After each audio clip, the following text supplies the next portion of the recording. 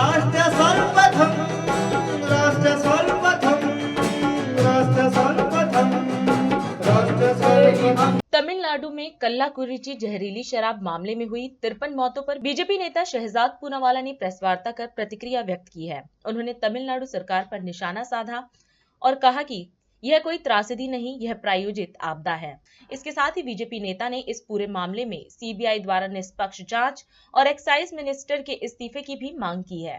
जो दृश्य हम लोग उन जलती हुई चिताओं के देख रहे हैं लगातार, वो हर भारतीय को अपना मस्तिष्क झुकाने पर शर्म से, गुस्से से मजबूर करती है, क्योंकि वो दृश्य जो है वो केवल 53 लाशों के नहीं है।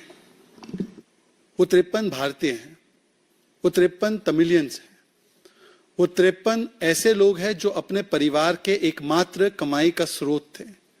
वो किसी के भाई थे, वो किसी के बेटे थे, वो युवा थे, और अधिकतम लोग, क्योंकि करुणापुरम इलाका जो है कल्लाकुरिची का, वो क्योंकि वो एससी अनुसूचित जाति समुदाय डोमिनेटेड इलाका है, तो ज्यादातर जो लोग थे वहां के वो अनुसूचित जाति से आने वाले लोग थे।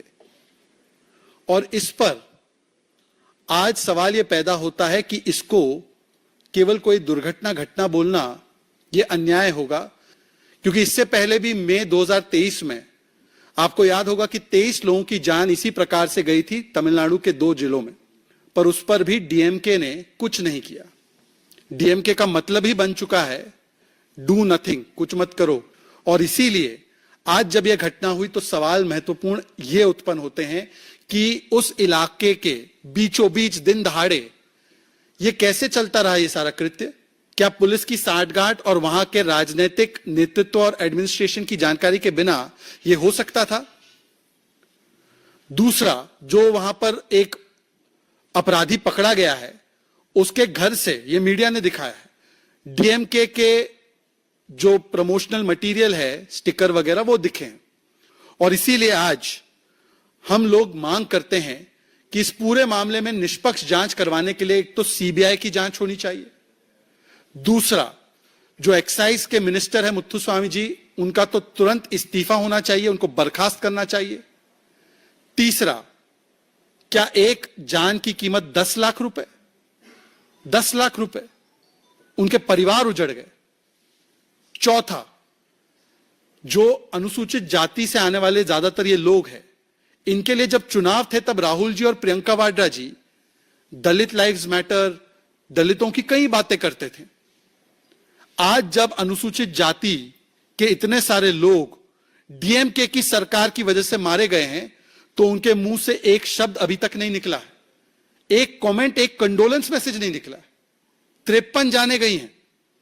ये क्या क्या कहते थे, साउथ में हम लोग हैं, साउथ में आप लोग हैं ना, आपकी सरकार है, चुनाव खत्म तो साउथ से रिश्ता खत्म। ये असली चेहरा है कांग्रेस पार्टी का। अन्यथा राहुल गांधी और प्रियंका वाड्रा अन्य विषयों पर छोड़े और इस विषय पर बोले, क्योंकि हर विषय पर तो वो बोलते हैं, जहां पर भी कुछ ट्रेजेडी होती है अच्छी बातें बोलना चाहिए। अब तो प्रियंका जी साउथ से चुनाव भी लड़ने जा रही है, पर वहां पर जो अपनी राजनीति चमकाने के लिए बातें आप रखते हैं, आज आप चुप हैं। और आखिरी में सवाल यह पैदा होता है कि कौन से शुभ मुहूर्त का इंतजार कर रहे हैं स्टालिन जी, कि वो जाए और वहां पर देखे कि क्या हो रहा है वहां पे लोगों के साथ। और मुझे लगता है कि क्योंकि ज्यादातर लोग अनुसूचित जाति से संबंध रखते हैं, तो एक नागरिक होने की हैसियत से, पार्टी की हैसियत से नहीं कह रहा हूं मैं, जो हमारा एससी आयोग है उसको भी स्वतः संज्ञान लेना चाहिए, तो कोर्टों को भी संज्ञान लेना चाहिए।